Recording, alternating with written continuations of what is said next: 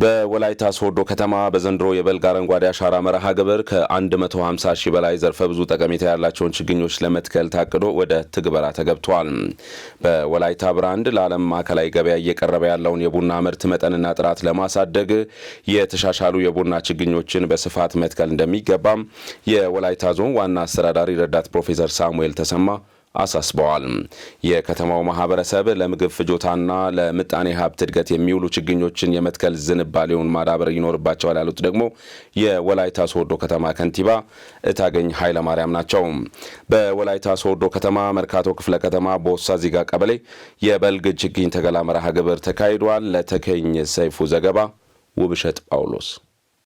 ከጊዜ ወደ ጊዜ አስከፍነቱ እየተባባሰ ለመጣው ለአየር ንብረት ለውጥ ዋነኛ መንስኤ ተደርጎ የሚወሰደው የብዝሃ ሕይወት መመናመን መሆኑን ተከትሎ በአገራችን ከቅርብ ዓመታት ወዲህ የአረንጓዴ አሻራ መርሃ ግብር በልዩ ትኩረት ሲመራ ቆይቷል። ለደን ሽፋን፣ ለምግብ ዋስትናና ለተለያዩ አገልግሎቶች የሚውሉ ችግኞችም በየዓመቱ ሲተከሉ ቆይቷል። በወላይታ ሶዶ ከተማም በበልግ ወራትና በክረምትም የአረንጓዴ አሻራ መርሃ ግብር በስፋት ሲሰራ የቆየ ሲሆን በዚህም ከደን ሽፋንነት ባሻገር የኢኮኖሚ ሀብትና የምግብ ዋስትና ለማረጋገጥ የሚያስችሉ ቡና፣ ፍራፍሬ ዛፎችና እንሰትም በስፋት ሲተከል መቆየቱን የወላይታ ሶዶ ከተማ ከንቲባ ወይዘሮ የታገኝ ኃይለማርያም ገልጸዋል። እንደኛ እንደ ወላይታ አካባቢ በእንሰት እንታወቃለን፣ በቡናም በተመሳሳይ እንታወቃለን። ይሄ ከጊዜ ወደ ጊዜ ሲታይ ችግኙ ወይም ያለው መጠን እየቀነሰ እየመጣ ያለበት ሁኔታ አለ። ይሄን በተጠናከረ ሁኔታ የባህር ዛፍ ችግኞችን ጭምር እየነቀልን በቡናም በእንሰትም በተመሳሳይ መልኩ ለምግብነት የምንጠቀማቸውን ስናረግ በአንድም የአረንጓዴ አሻራ የደን ሽፋን ይጨምራል፣ በሌላ መልኩ ደግሞ ኢኮኖሚያችን ከፍ እንዲል እንግዲህ ቡናም ይታወቃል ኤክስፖርት ምርት ነው። ስለዚህ ይሄ ያጠናክራል ገበያን። ምርቱ አሁን እያደገና በጣም በከፍተኛ ሁኔታ ጸድቆ ከተገኘ የምግብነት የምንጠቀመው ስለሆነ እንሰትን በተመሳሳይ ቅጠሉ ብቻም ሳይሆን ስሩም ጭምር ለምግብነት እኛ አካባቢ የምንጠቀም ከመሆኑ ጋር ተያይዞ ለምግብነትም ገበያንም ለማረጋጋት ያለው ፋይዳ እጅግ በጣም የጎላ ስለሆነ ይህን በዘንድሮ በበልግ በከፍተኛ ሁኔታ በእነዚህ በሶስቱ ተክሎች ላይ ትኩረት አድርገን የአረንጓዴ አሻራ ስራችንን አጠናክረን የምንቀጥል ነው የሚሆነው። ዘርፈ ብዙ ጠቀሜታ በያዘው በዚሁ በአረንጓዴ አሻራ መርሃ ግብር ስራ ላይ በራሱ ብራንድ ወይንም መለያ ለዓለም ማዕከላዊ ገበያ እየቀረበ ያለውን የወላይታ ቡና ምርትና ጥራትንም ካለበት ደረጃ ለማሻሻል በልዩ ትኩረት መስራት እንደሚያስፈልግ የወላይታ ዞን ዋና አስተዳዳሪ ረዳት ፕሮፌሰር ሳሙኤል ተሰማ አሳስበዋል። በጋራ የምንሰራቸው በርካታ ስራዎች አሉ። ስለዚህ በተለይም የወላይታ ቡናን እንደገና ብራንድ የማድረግ ስራ በዓለም አቀፍ ደረጃ በአውሮፓ በተለይ በፈረንሳይ ሀገር እና በቻይና ሀገር ባሉ የቡና ነጋዴዎች ዘንድ ትልቅ ተቀባይነት ያለ የቡና ዝርያ በመሆኑ የወላይታ ቡና ከፍተኛ ፍላጎት ያለው በዓለም አቀፍ ደረጃ ተወዳዳሪ የሆነ ቡና ነው። ስለዚህ ይህን ቡና ስራችን ኦርጋኒክ የሆነ ቡናን ለማጠናከር በርካታ የቡና ችግኞችን በተለያዩ የወላይታ ዞን እንዲሁም በሶዶ ከተማ እየተተከለ ይገኛል። ቅድም እንደሰማችሁት ማለት ነው። በወላይታ ሶዶ ከተማ ባሉ 11 የችግኝ ጣቢያዎችም ከ1.5 ሚሊዮን በላይ ችግኞችን በማፍላት ለዘንድሮ የአረንጓዴ አሻራ መርሃ ግብር ማዘጋጀቱን የከተማው ግብርና መምሪያ ኃላፊ አቶ ንጋቱ ብሽራ አስረድተዋል። በዚህም በደቡባዊ የሀገራችን ክፍል በተለይም በወላይታ አካባቢ በእጅጉ የሚታወቀውን የእንሰት ተክል ለማስፋፋትም ታቅዶ እየተሰራ ነው ብለዋል። አሁን እንሰት ስናይ ከወላይታ እየሳሳ ነው ያለው ባልታወቀ ምክንያት በሽታም ቢባልም የአርሶ አደሩ አለመስራት ቢባልም በቂ ምክንያት በሌለበት ሁኔታ እንሰት እየጠፋ ነው። እንሰት ደግሞ ያለው የኢኮኖሚ ጠቀሜታ ከወላይታነት ጋር የተያያዘ ነው። እንሰት ድሮ የኛ ሰዎች እከሌጋዲያ ጋናሲ እንሰት ይጠቁማሉ። ስለዚህ ከዚህ አንፃር አሁን ያለውን ታሪክ ስናይ ብዙ ቤቶች ገላጣ ናቸው። ይህንን ሰርተን መሸፈን አለብን በሚል እንደ ወላይታ ሶዶ ከተማ አስተዳደር ግብርና መምሪያ የእንሰት አብዮት ማወጅ ጀምረናል። በሌሎች ተኪ ምርቶች ተፈላጊነቱ ይበልጥ እየቀነሰ የመጣውን የእንሰት ተክል በስፋት በመትከል ከዘርፉ የሚገኘውን ጥቅም ለማሳደግ የግንዛቤ ማስጨበጫ ስራ እየተሰራ መሆኑን የገለጹት አርሶ አደሮች ለኢኮኖሚያዊ ጠቀሜታ የሚውሉ ችግኞችን በመትከልም ኑሯቸውን ለማሻሻል እንሰራለን ሲሉ ተደምጠዋል። ወላይታ የሚታወቀው ጓሮ ላይ በጣም እንስቶች በጣም ሲኖሩ ለምለም የሆኑ እንስቶች ከርቀስና ያንን ነገር የሆነ መንፈስን የሚያድስ ነው ከዚህ ቀደም ያለው። አሁን ግን በተለያዩ አጋጣሚዎች ያ ሴት እየጠፋ ነው። ፕላስ ደግሞ ይሄ ቡናውም ጭምር ማለት ነው። ነገር ግን በዚሁ እኛው መሬት ላይ ደግሞ በመሰረቱ እናቴ የግብርና ባለሙያ ናት። በብዙ ይሄንን ደግሞ ወደዚህ ወደ ግብ ለማምጣት ብዙ የታገለች ናት። ዛሬ በህይወት ባትኖርም ደግሞ የሷ አሻራ በራሷ መሬት ላይ በልጆቿ በእናንተም በወላይታ ህዝብ ይሄ ነገር በመፈጸሙ እጅግ በጣም ደስተኞች ነን።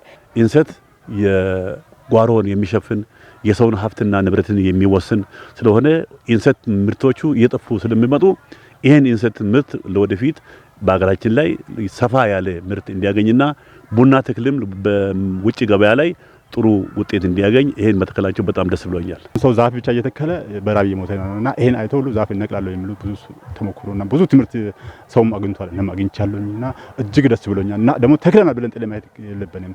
ጀነነት ሊሰማ ይገባል። አሰማምረን ፍሬን እስከምናገኝ ፍሬን አግኝተን ማጥበው የለብንም። አሰብተን ለመስራት እጥራለሁ። ለበርካታ ወጣቶች የስራ ዕድል የፈጠሩ ኢንዱስትሪዎችን አቅም ለማጎልበት ከፋይናንስ ተቋማት ጋር በጣምራ እየተሰራ እንደሚገኝ የወላይታ ሶዶ ከተማ አስተዳደር አስታወቀ። በስራ ዕድል ፈጠራ ዘርፍ የሚስተዋሉ ማነቆዎችን ለመፍታት ከተለያዩ መንግስታዊና መንግስታዊ ካልሆኑ ድርጅቶች የተውጣጡ ባለድርሻዎች ጋር የውይይት መድረክ ተካሂዷል። ለመቅደስ ኡሹሌ ዘገባ ቅድስት ወንድሙ። በከተማው ለሚገኙት ስራ አጥ ወጣቶች የስራ ዕድልን በማመቻቸት በኢኮኖሚው ራሳቸውን እንዲያጎለብቱ ለማድረግ በሚደረገው ጥረት ማነቆ የሚሆኑ ችግሮችን ለመፍታት የተለያዩ መንግስታዊ ያልሆኑ ተቋማት ድጋፍ የጎላ ፋይዳ እንዳለው ተጠቁሟል። ከግብርና ጀምሮ 5 ዋና አቅጣጫዎች የሚል ቁጥር 1 ግብርና አለ፣ ኢንዱስትሪ አለ፣ ቴክኖሎጂ አለ፣ ማይኒንግ አለ። እነዚህ አያይዘን ስራ ዕድል ሊፈጠር ይችላል ብሎን ካሰብናቸው እንደ ወላይታም እንደ አካባቢም ግብርና ላይ ሞር ፎከስ አድርገን ነው እየሄድን ያለነው። ምክንያቱም በርካታ እድል አለ። በተለይ ማስፋፊያ ብለን የወሰድናቸው አካባቢዎች ላይ በርካታ እድል አለ። የዛን ያህል ደግሞ በርካታዎቹ እየገቡ ነው ያሉት። ሌሎችም ቴክኖሎጂ ላይ፣ ቢዝነስ ላይ፣ አገልግሎት ላይ፣ ስሞል ቢዝነስ ላይ እየገቡ ያሉ ስለሆኑ እነዛም ተጠቅመን እየሄድን ባለንበት ሁኔታ ላይ አሁን ባለበት ሁኔታ ግን ትንሽ ማነቆ የሚሆኑ ነገሮች ቁጥር 1 ብዙ ፍላጎት አለ፣ ሼድ የለም። ይሄን ቀጣይ የምንሰራው ነው የሚሆነው። በከተሞች የሚስተዋለው ስራ አጥነት ሊሆን ይችላል። ከወጣቶች ተጠቃሚነትም አንጻር ተሳትፏቸውና ተጠቃሚነታቸውን ለማሳደግ ረገድ የአንድ የግል ዘርፉ ኦሬልስ የመንግስት ሚና ብቻውን ቫልዩ አይኖረውም ማለት ነው።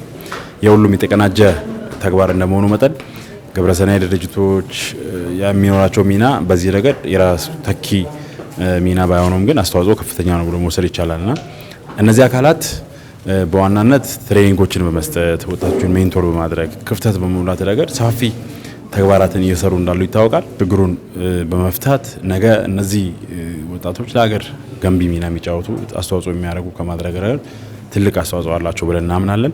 ስለዚህ ያሉትን ኦፖርቹኒቲዎች በመጠቀም የተጀማመሩ ነገሮች አሉ። DSW እና UNFPA የተሰኙ ግብረሰናይ ድርጅቶች በጋራ ባዘጋጁት መድረክ በከተማው ለሚገኙ ወጣቶች የስራ ዕድልን በማመቻቸት ወጣቶች ተጠቃሚ እንዲሆኑ የስራ ዕድሎችን በመፍጠር ድጋፍ እንደሚያደርጉ የፕሮጀክቱ አስተባባሪዎች ተናግረዋል። ወጣት ሲባል በቃ ይሄ አገሪቷን ሊቀይር የሚችል ራሱን ቀይሮ አገሪቷን ሊቀይር የሚችል ትውልድ ነውና እነኚህ ላይ መስራት እኛ እነሱ ላይ ወጣቶች ላይ ስለምንሰራ እንደ DSW ግለሰቦች አሉ፣ ኢንቨስተር የሆኑ ወጣቶች አሉ፣ ከዛፍ ስር ተሰብስበው በዛፍ ስር የጀመሯት አሁን NGO ሎካል NGO ሆነው በጣም ብዙ ፈንድ እያገኙ እየሰሩ ያሉ ብዙ እንትኖች አሉንና ይችላሉ ወጣቶች በቃ ወጣት ይችላል የሚለውን መያዝ ከያዝን ትልቅ ቦታ መድረስ እንችላለን ብዬ ነው የማስበው። ወጣቶችን ከማጎልበት አንግል አገልግሎቱ ላይ በጣም የተሻለ አገልግሎት እንዲያገኙ በስነ ተዋልዶም በአይምሮም እንዲበለጽጉ ከማድረግ አንግል የሚሰሩ ስራዎች አሉ። ከዛ ጋር ተያይዞ ከመንግስትም ከመንግስታዊ ካልሆኑ ድርጅቶች ጋር የሚሰሩ ነው። አንዱ ምናልባት አሁን መታዊ DSW ነው ብለን የምናምነው ሌሎችም አሉ። በተለይ ደግሞ ደቡብን እንደ ደቡብ ስናስብ ወደ 4 ከተማ አስተዳደሮችና 3 ወረዳዎች አሉ። ይሄ ፕሮግራም የሚሰራበት ማለት ነው። ከተለያዩ ተቋማት የተጋበዙ የውይይቱ ተሳታፊዎች በተቋማቱ በሚደረጉ የስራ ክፍሎች ስራ አጥ ወጣቶችን በማሳተፍ እና ራሳቸውን ለማደራጀት በሚያደርጉት ጥረት ድጋፋቸውን እንደሚያጠናክሩ ገልጸዋል። ወጣቶች አይዲያ ይኖራቸዋል፣ ግን የሚያስይዙበት ማሳዣ የለም። ገንዘብ ለመበደር ማይክሮ ፋይናንስ ቤት ታጅ ዜና ወይም ደሞዝ ከሆነ ከዚህ በላይ ደሞዝተኛ ከሆንክ ከዚህ በላይ ደሞዝ ያለው ሰው ታጅ ዜና ይባላል። በዚህ ሰዓት ታጅ ማግኘትም ይሄን ያህል ደሞዝ ያለው ሰው ማግኘትም ከባድ ሊሆን ይችላል። የወረቀት ስራ ነው፣ ቢሮክራሲም ይኖራል። ግን ይሄን ሁሉ ሀስል ለመቀነስ ባንኩ ዲጂታል ፕላትፎርም አምጥቶ ምቹ በሚባል በስልክ አፕሊኬሽን ከዛሬ 3 ዓመት በፊት ነው የጀመርነው። እስከ 50 ቢሊዮን አበድሮ ወጣቶችን ወደ ስራ ህይወት ውስጥ እያስገባ ነው፣ አስገብቷል። እስከ 300 ሺህ ብር ነው አንድ ሰው ማግኘት የሚችለው ብድር። ይሄ በፋይናንሻል ኢንክሉዥን ትልቅ አስተዋጽኦ አድርጓል የሚባል እጅ ለእጅ ተያይዘን ከሰራን ይህንን ብቁ የሆነ ወጣት ወላይታ አካባቢ ያለ ወጣት እውነት ለመናገር ሌላ ቦታ ሄዶ ጠንካራ ነው፣ ጎበዝ ነው፣ ውጤታማ መሆን የሚችል ነው። ስለዚህ አሁንም ተስፋ በመቁረጥና በተለያዩ ምክንያቶች እዚህ ቁጭ ብሎ የሚውለውን ወደ ስራ ማስገባት እንችላለን እና እኔ ወደ ሴክተሪ ሲመለስ ምንድነው እንደ ድሮ በቀላሉ አሁን እኔ ተመርቄ በወጣሁበት ጊዜ አይነት አይደለም። አንድ ሰራተኛ ማለት አንድ ተማሪ እንደተመረቀ ወደ ስራ የሚገባበት ኦፖርቹኒቲ በጣም ሌስ ነው። ለምን ባንክ አካባቢም ቅጥሩ በጣም እየቀነሰ የሚመጣበት እንትን ነው ያለው። ግን ባንኮች አሁን ጥሩ ነገር አምጥቷል። አይዲያ ፋይናንሲንግ እኛ ጋር አለ፣ ተጀምሯል። ሁሉም ባንኮች ጋር እውነት ለመናገር ከተለያዩ ኤንጂኦዎች ጋር በመተባበር ጀምረናል። ይህንን መረጃ መስጠት እንችላለን። ለሀገር ኢኮኖሚ እድገት ትልቅ ድርሻ ያላቸው ወጣቶች በየአካባቢው ስራ አጥተው ከሚጉላሉ ስራ በመፍጠር ከራሳቸው አልፎ ለሌላው የሚተርፉ እንዲሆኑ ሁሉም ባለድርሻ አካላት ድጋፍ እንዲያደርጉም ተጠይቋል። የነዳጅ እጥረትን በማሳበብ በመሰረታዊ ፍጆታ እቃዎች ላይ እየተደረገ ያለው የተጋነነ የዋጋ ጭማሪ የህብረተሰቡን ኑሮ በማናጋት የኢኮኖሚ ቀውስ እያስከተለ እንደሚገኝ የወላይታ ሶዶ ከተማ ነዋሪዎች ተናገሩ። በተለይም በአቋራጭ ለመበልጸግ የሚፈልጉ ነጋዴዎች የነዳጅ እጥረትን እንደ መልካም አጋጣሚ በመጠቀም ህዝቡን በሚበዘብዙ ነጋዴዎች ላይ መንግስት ጠንካራ እርምጃ እንዲወስድም ጠይቀዋል። በዚህ ጉዳይ ላይ የማህበረሰቡን አስተያየት ሪፖርተራችን አቤኔዘር አበራ እንደሚከተለው አሰናድቷል። ተከታትለን እንመለስ።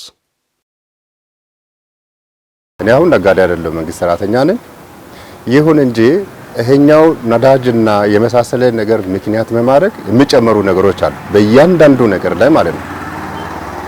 ከትንሹ ከሳሙና ተነስቶ እስከ ሌላ ነገር ማለት ነው። ስለዚህ ይሄ ነገር መሆን አለበት። ተመልሰው ደግሞ እዚህ ጋር ጨመርኩ ማለት በራሴ ላይ ነው እየጨመርኩ ያለው። እኔ እዚህ ጋር ሸማች ቢሆን ሌላ ቦታ ሲሄድ ደግሞ ገዢ ነኝ ማለት ነው። ስለዚህ ስቲል ነው አሁን ያልተጨመረ ነገር ቢኖር ሞባይል ካርድ ብቻ ነው እንጂ ያልጨመረ ነገር የለም። ሎካሊ አሁን እኛ የምናገኛቸው ነገሮች ነዳጅ ፍጆታ እንደው ማያስፈልግ ነገር ማለት ነው። ነዳጅ ፍጆታ ማያስፈልግ ነገር ላይ ተጨምሮ ስላለ ወደ ደሃው ህብረተሰብ የሚቸገር ህብረተሰብ ጋር ስንሄድ የባሰ ችግር እየፈጠረ ስላለ ይሄ ነገር ያው ሃይባይ መኖር አለበት። ነዳጅ በመጨመሩ ምክንያት በማድረግ ነዳጅ በማያስፈልገው ነገር ላይ በተለያየ ነገር ላይ አሁን ከማሳ የምናገኛቸው ሽንኩርት፣ ጎመን እዚህ ሰርተን የምንጠቀሙት ላይ ዋጋ በመጨመሩ ጋር ተያይዞ ትግብግብ ነጋዴዎችም ከተማ ውስጥ በመኖሩ ምክንያት ስቶር ላይ በፊት የገባ እቃ ላይ እጅግ በጣም ኦቨር ዋጋ በመጨመሩ 1 ሊትር ዘይት እስከ 500 እስከ 600 እየሸጡ 1 ኪሎ ሱካር እስከ 400 እየሸጡ ህብረተሰቡን በጣም እጅግ በጣም ልብስ ራሱ ለልጆች ልብስ መግዛት ባልቻልንበት አጋጣሚ አለ። ነዳጅ ሁኔታ እኮ ይስተካከላል። ነገር ግን በማህበረሰብ ውስጥ እንደዚህ አይነት ነገር መጨካከል ጥሩ አይደለም ብዬ አስባለሁ። ግልጽ ነው። ብዙ ቦታ ላይ ሱቆች ምክንያት 200% 300% ተጨምሯል። ነዳጅ ግን የጨመረበት ይሄን አይደለምና ሰው እዚህ የፈጠረው ብዙ ችግር አለ። ብዙ ችግር እኛም ደግሞ እዚያ አካባቢ እስከምንኖር ድረስ የዚህ አካል ነን፣ ተጎጂ ነን። ወደ ዳዋ ማህበረሰብ የምንወስድ ከሆነ በቀን 3 መብላት እግዚአብሔር ይወቅ። በቀን 3 ጊዜ እንደውም የተጣራ 2 ጊዜ ብናገኝ አሪፍ ነው ማለት አስባለሁ። ስለዚህ ምንድነው ስግብግብ ባንሆን ይሄ የሚያመጣው ምንድነው ስግብግብነት ነው። ይሄ ዋጋ ጭማሪ ሲደረግ ኢንፎርሜሽን አንዳንዴ አሁን በረንዳዎች አካባቢ እህል ሲጨምር በቃ ስብሰባ ዛሬ ካለ ነገ በረንዳ ላይ እንዲህ እናደርጋለን። ኢንፎርሜሽን ከዛ ባለባራንዳዎች አሉ እዛ አሉ። ቀደም ብሎ ኢንፎርሜሽን አይ ከዛ ይሄ ይውጣ እንደዚህ ጤፍ እንደዚህ ያስደርጉ ዋጋ እንደዚህ የለም በሉ ባዶ በሉ ሙሉታል። ሱቆች ላይ ያሉ እቃዎች የሉም የተባሉ ናቸው። ዛሬ ጠዋት ያሉ ነው ከሰዓት ደግሞ ጨምሯል ይባላልና ጉዳቱ ግልጽ ነው፣ በስፋት የታየበት ነው። ከምክንያት ውጪ ጭማሪ ስላለ ከመብላት ከመጠጣት ተጨማሪ ነገሮችን ማድረግ ቀርቶ የዕለት ነገር ማሟላት በጣም ተቸግሯል። ለአስፈላጊ ክፍል ደውሎም ጭምር አሁን እንደዚህ ዘይት አሁን ትላንትና በዚህ ብር የነበረ ዘይት ዛሬ እንደዚህ ይሆናል እንዴት ይሆናል የሚባለው ህብረተሰብ ከራሱ መጮህ አለበት። ለአስፈላጊ ክፍል እዚህ ሶዶ ከተማ ላይ እኔ ቤት አንድ ሳሙና 60 ብር ከሆነ አንተ ጋር 75 ብር መሆን መቻል አለበት። የምንገዛው የምንወስደው አንድ አካባቢ ስለሆነ ማለት ነው። ስለዚህ በየክፍለ ከተማው የዋጋ ዝርዝር ተቀምጦ፣ ሁለተኛ ደግሞ ስቶር ላይ የሚደበቅ ነገር መኖር አለበት። ስቶር ላይ የሚደበቅ ነገር መኖር አለበት። ከራሴ እኮ ነው የሚደብቀው፣ የኛ ህዝብ ናቸው አይደለ? ከራሴ ነው የሚደብቀው፣ ከልጆቼ ነው የሚጠብቀው። ስለዚህ አንድ አውጥቶ በቃ የራሱ ጉዳይ ነው የሚላለ። ስለዚህ የራሱ ጉዳይ ካለን በቃ ሞት አፋፍ ላይ እየደንም የራሱ ጉዳይ ማለት አይቻልም። ስለዚህ ከኔ ኋላ ማን አለ፣ ከየት ነው የመጣው፣ ማን ነው ሞር ደግሞ ተጎጂ የሚሆነው የሚለው ነገር ያው ታሳቢ ውስጥ ተገፍቶ ቢሰራ አሪፍ ነው። ቀጥታ የሆነ ዋጋ ቢለጠፍ ሰው አይቸገርም። አሁን 1 ኪሎ እንትን 80 ብር በቆሎ 80 ብር 1 ኪሎ አሁን ወደ 65 60 እያሉ ነው። አሁንም አልተረጋጋም። አሁንም ዲቴል መሰራት አለበት። ስለዚህ መንግስት አካል ህዝቡን አስበው አሁን አደራ ነው ባይዘው ለመንግስት አካላት አደራ እስከሆነ ድረስ ወርዶ ህዝቡን አይቶ እውነትም የኛ ህዝብ ይሄንን 1 ኪሎ በቆሎ 80 ብር ገዝቶ ከነመስፈጫው ወደ 90 ምናምን ብር መስፈጫውም ጀምሯል። አሁንም የገረመኝ እኔ ባለፈው ባለ ወቅት የነበት መስፈጫው 5 ብር ጨምሯል። 1 ኪሎ ላይ 5 ብር የነበረው 10 ብር ሆነ። ማብራት ጨምሯል። እሺ በጣም አሳሳቢ ነው። ይሄንን መንግስት አካል ያውቃል። ሱቅ ውጪ እነዚህ ንብረቶችን በማህበረሰቡ ወይ በመኖሪያ ቤት አካባቢ የሚደብቁ ነጋዴዎች አሉ። እነዛን በህብረተሰቡ ጥቅማ መሰረት እነዛን ተከታትሎ ትክክለኛ ነገሮች እንዲያደርጉ፣ አላስፈላጊ የዋጋ ጭማሪ እንዲያደርጉ፣ ሱቆች ደግሞ የሚሸጡበትና የሚገዙበትን ትክክለኛ ነገሮችን ግልጽ እንዲያደርጉ የሚታይ እንዲሆን ክሮስ ቼክ ማድረግ አለበት መንግስት። ህዝብ ደግሞ እንደዚህ አይነት ነገር በደረስ ሲደርስ ለሚመለከተው አካል መጠቆም አለበት።